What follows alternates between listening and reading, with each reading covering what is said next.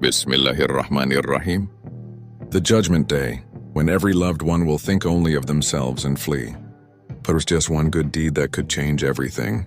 It was a peaceful evening. The sun was setting beyond the trees, painting the sky in shades of orange and gold. A young boy named Hamza sat beside his father on the porch after Maghrib prayer. The air was calm, yet his heart was restless. He turned to his father and said softly, "Baba, I heard something that really confused me today. My teacher said that on the day of judgment, nobody will care for anyone, not even their own family.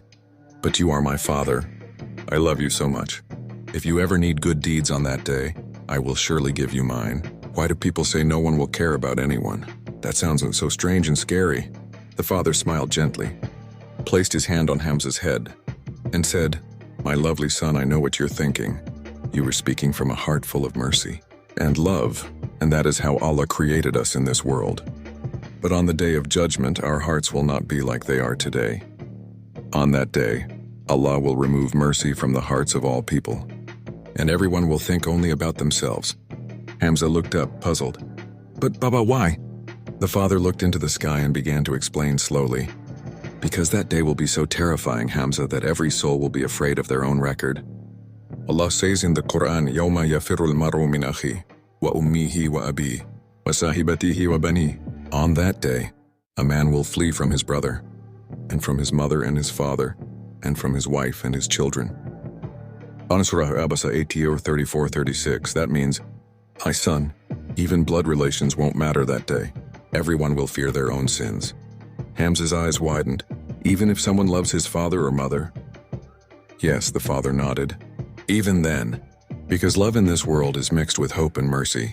But on the day of judgment, Allah will make every person aware of their deeds. You will see your good deeds and bad deeds written clearly. You will see the angels bringing your record."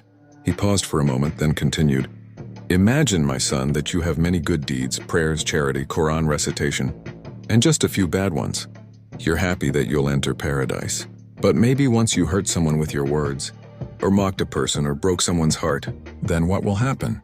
The angels will take your good deeds and give them to that person, because you wronged them." Hamza frowned. "Even just for hurting someone's feelings?" "Yes," the father said firmly. "Even that." The Prophet said, "Do you know who the bankrupt person is?" The companion said, "A bankrupt person is one who has no money or belongings." The Prophet said, "The bankrupt of my ummah is the one who comes on the day of judgment with prayers, fasting, and charity. But he had insulted this person, slandered that person, unlawfully taken wealth from someone, shed the blood of another, or beaten someone. So his good deeds will be taken and given to those whom he wronged. And if his good deeds are finished before justice is done, then their sins will be thrown upon him, and he will be thrown into the hellfire."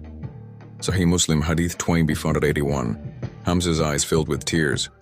"Baba, that's so scary." The father smiled sadly. "Yes, my son. That's why your heart must always stay soft and humble. Now imagine this. I, your father, on that day have one less good deed than needed to enter paradise. I come to you and say, 'Hamza, my son, please give me one good deed. Just one.'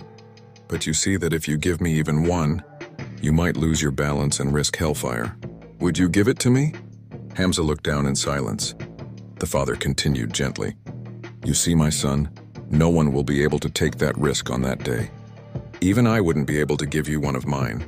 Not because I don't love you, but because Allah will make everyone understand their own reality. The fear of hellfire will be so strong that everyone will think only of saving themselves."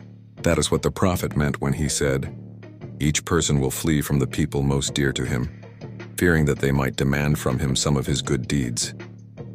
With Tafsir Ibn Kathir explanation of Surah Abasa, that's why Allah tells us, يَوْمَ لَا يَنْفَعُ مَالٌ وَلَا بَنُونَ إِلَّا مَنْ أَتَى اللَّهَ بِقَلْبٍ سَلِيمٍ. And the day when neither wealth nor children will benefit anyone, except the one who comes to Allah with a pure heart. When Surah Ash-Shu'ara 26-88-89, Hamza nodded slowly, understanding the weight of his father's words. "So, my son," the father continued, "don't ever rely on anyone else's deeds. The only thing that will save you is your own deeds, your sincerity, and Allah's mercy. That's why I always tell you, every small deed matters. Deeds are more precious than gold. Because on that day, people will go searching for even one good deed from their relatives, but no one will be willing to give it." Then the father added softly, Do you know, Hamza, that when you recite even one letter from the Quran, Allah rewards you for it? Hamza looked up surprised. The father smiled.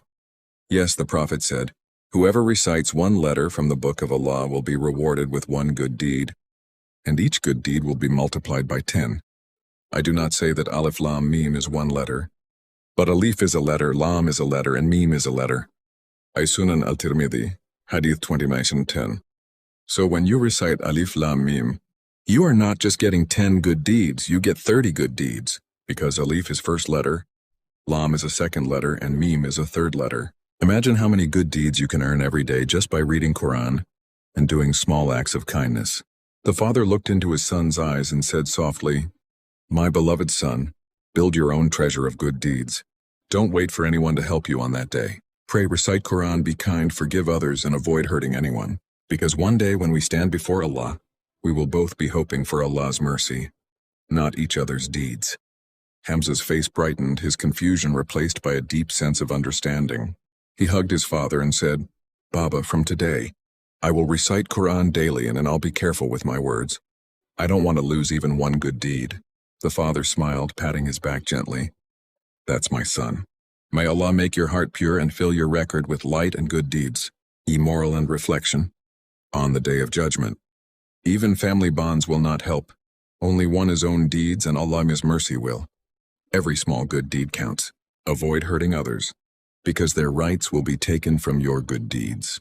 Reciting Quran and doing dhikr daily can earn countless good deeds that may save you when you stand before Allah.